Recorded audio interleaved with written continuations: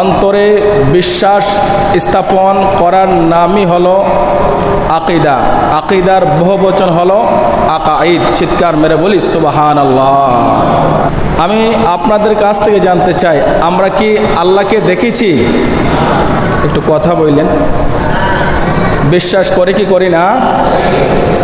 রসুলকে দেখেছি, বিশ্বাস করে কি করি না? জান্নাত জাহান্নাম দেখেছি, বিশ্বাস করে কি করি না? পরকাল দেখেছি, বিশ্বাস করে কি করি না? এই অদৃশ্যকে বিশ্বাস করার নামই হলো আকিদা, ঈমান। চিৎকার মেরে বলি সুবহানাল্লাহ। আকিদার মধ্যে গরমিল থাকবে, ঈমানের মধ্যে আঘাত আসবে। বিশ্বাসের মধ্যে গরমিল থাকবে, ঈমানের মধ্যে আঘাত আসবে।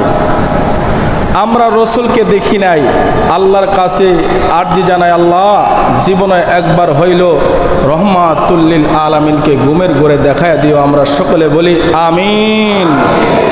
আমরা নবীকে দেখতে চাই কি চাই না? জোরে বলুন। সকলে নবীকে দেখতে চাই, সকলের আশা আকাঙ্ক্ষা।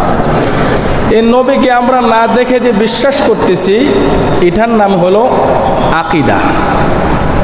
তো নবীকে আমরা কিভাবে বিশ্বাস করব? একটু বিশ্বাস করলাম আর একটু বিশ্বাস করলাম না, তার মানে আকিদা শুদ্ধ হলো না। নবীকে যদি আমরা বিশ্বাস করি এ টু জেড এভরিথিং, প্রথম থেকে নিয়ে শেষ পর্যন্ত নবীজির শান মান যেইগুলা রয়েছেন, নবীজির সিফাত গুণ যেইগুলা রয়েছেন, এইগুলাকে বিশ্বাস করার নামই হলো ঈমান। একটু জোরে জোরে বলি সুবহানাল্লাহ। তো আমরা বলতেছি আমরা রসুলকে বিশ্বাস করি, কিন্তু আমরা রসুলকে নূর মানি না। আমরা রসুলকে বিশ্বাস করি, রসুলকে হাজির নাজির মানি না।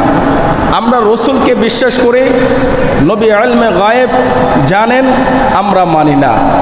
নবীকে আমরা বিশ্বাস করি, নবীজির সিফাতগুলো আমরা মানি না। এই বিশ্বাসের কোনো দাম আছে? জোরে বলুন, দাম আছে? নবীকে যদি আমরা প্রকৃতপক্ষে বিশ্বাস করি, নবীজির যতগুলি গুণ রয়েছে সব কিছুকে বিশ্বাস করতে হবে, নাই তো বা ঈমানদার হওয়া যাবে না।